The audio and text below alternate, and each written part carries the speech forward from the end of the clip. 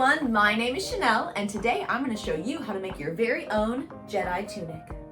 So I started off with this pattern, which I got off Etsy. I found it really useful and I'll definitely be linking it down below.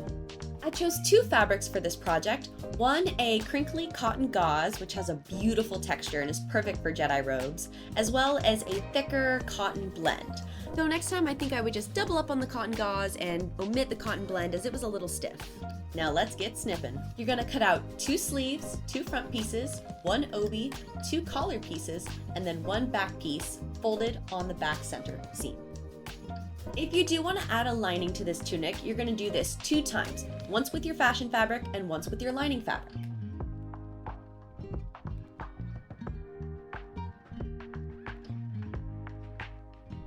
Alright, I have cut out all of my pattern pieces and I am ready to get started.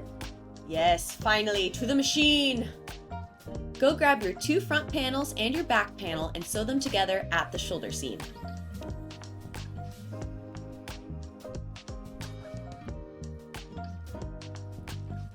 Now we're going to attach our sleeves. Line up the center of your sleeve with the center of the hole where the sleeve is going to be pinned in and ease it all the way around.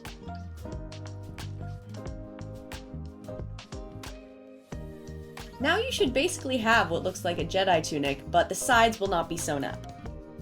Now go ahead and do the same thing with your lining fabrics. One small difference, you're going to go ahead and take your sleeve piece and you're going to make a small fold in the center and then go as you usually would with the fashion fabric. This is what the finished piece should look like, all splayed out. Grab your 2 collar pieces and sew them together. I added interfacing because the cotton gauze is a little thin, but if you have a nice thick fabric, you can go ahead and skip the interfacing. When you're done, fold it in half and iron the crease in.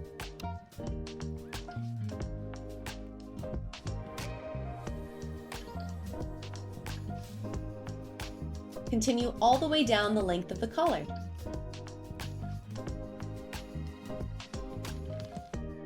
Now we're going to attach the collar to the fashion fabric. Line up the center of the collar with the center back seam and pin right sides together.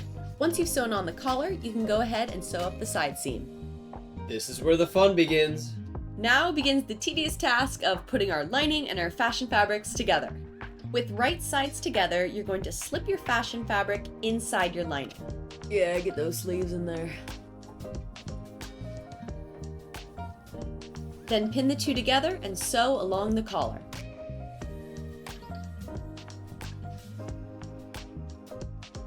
Right now, your tunic should be looking inside out. To fix this, you're going to open up the bottom seam and flip it right side out.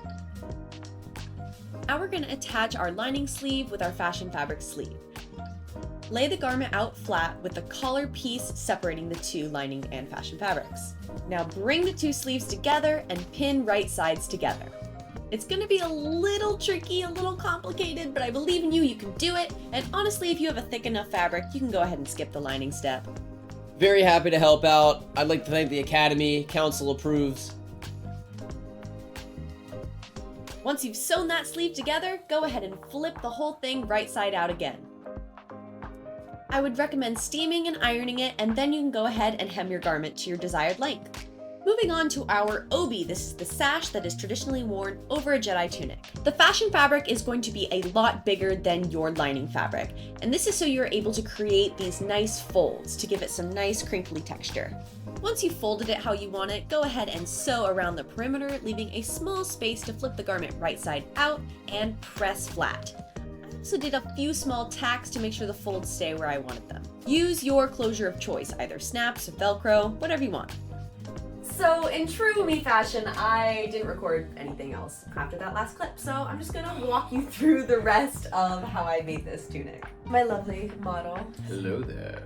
So once this whole piece was flipped inside out, all that was left to do was hem the bottom of the tunic all the way around to your desired length. This lining here should be sandwiched between your lining and your fashion fabric. If you're like me and you opted out of the lining for the sleeves, you're gonna go ahead and hem your sleeve as well. Now, as you can see, we have the shoulders next. So to achieve this shoulder pad look right here, all you're gonna do is tuck the sleeve slightly under the shoulder and it's gonna get hand tacked across here.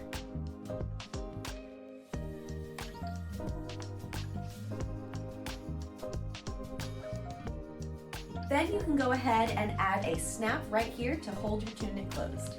So now I'm filming this a little bit later in the timeline, so we couldn't find the Revenge of the Sith Obi, but I found the Obi from Attack the Clones, so I'm going to show you on that. Misa clumsy. I misplaced the Revenge of the Sith Obi sash. It's So here's okay. the Attack of the Clones, but I It's think the that same actually process. it's the same thing. Then you're gonna add whatever kind of closure you want. I opted for Velcro on this one just because it's gonna be covered by the belt and the tabards anyway, but you can also use Snaps. or you can use snaps like these, which I used to attach the tabards. Take a step forward. And then it should sit at your natural waist, gentlemen. So for all the guys out there, your natural waist is like up It's not here. It's not like here. You're not where wearing your Jedi Obi right along your hips. You're wearing it at your true natural waist. There's a difference. This is a super basic Jedi tunic. If you want, you can go ahead and add fabric tabards. Since this is specifically Anakin, we have leather tabards because this is specifically a Revenge of the Sith cosplay. If you're doing just more of a generic Jedi, you can also do these in the same fabric as the tunic. So I've added a little attachment right here in the center to keep these tabards together. I also have 2 snaps sewn onto the vinyl tabards. I actually made these out of vinyl to keep them on his shoulders. They get snapped in right here. And right there. I really like where the snaps are on the shoulders because the tabards stay in place, especially if you're wearing this out to like a convention or something. And then when you secure them here too, they're just gonna keep that perfect kind of Jedi V torso shape going on. And then the Obi goes on top. Now you have your own Jedi tunic. Thank you guys so much for watching. If you have any questions, feel free to leave them in the comments below. And then let me know what you guys want to see next. What can I make? And then show you how to make. Peace! Wrong movie.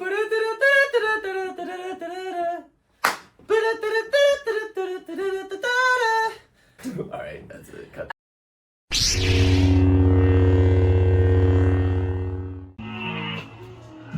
Got my butt off.